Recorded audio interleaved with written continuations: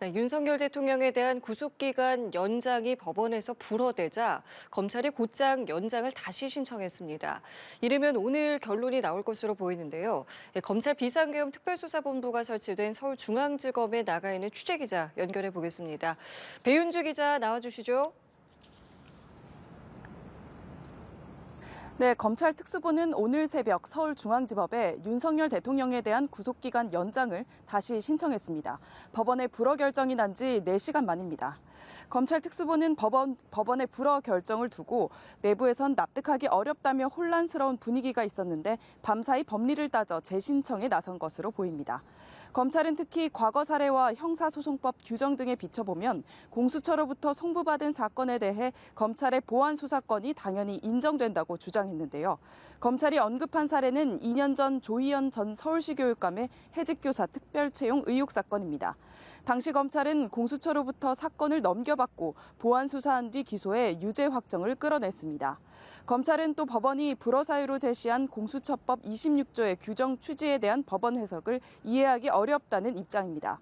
26조는 공수처로부터 서류와 증거물을 송부받아 사건을 처리하는 검사는 공수처장에게 해당 사건의 공소 제기 여부를 신속하게 통보해야 한다는 내용인데요. 법원은 이 조항을 독립된 수사기관인 공수처의 수사 결과를 검찰이 보완할 권한이 없고 기소 여부만 판단할 수 있다는 취지로 봤는데, 그러나 검찰은 해당 조항이 보완 수사를 막는 취지는 아니라고 봤습니다. 네, 그렇다면은 이 법원의 구속 연장 여부 결정에 따라서 이 검찰의 앞으로의 수사 상황은 어떻게 달라지는 겁니까? 네, 법원이 요청한 윤 대통령의 구속기간 연장은 다음 달 6일까지입니다. 이르면 연장 여부는 오늘 안에 나올 전망입니다. 법원이 허가하면 검찰은 열흘 넘는 구속 수사 기간을 확보하게 되는데, 즉각 윤 대통령에 대한 대면 조사에 나설 것으로 보입니다. 피해자 진술을 확보해 기소를 준비해야 하기 때문입니다.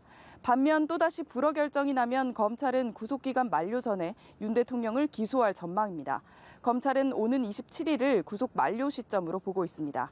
만약 검찰이 대면 조사 없이 기소와 공소 유지가 불가능하다고 판단할 경우 석방 후에 불구속 기소할 가능성도 있습니다. 한편 구속기간 연장 여부를 재심사하는 판사는 어제 맡았던 영장 전담 판사가 아닌 주말 당직 법관입니다. 검찰로서는 어제와 다른 결과를 기대해 볼 수도 있는 대목입니다. 지금까지 서울중앙지검에서 연합뉴스TV 배윤주입니다.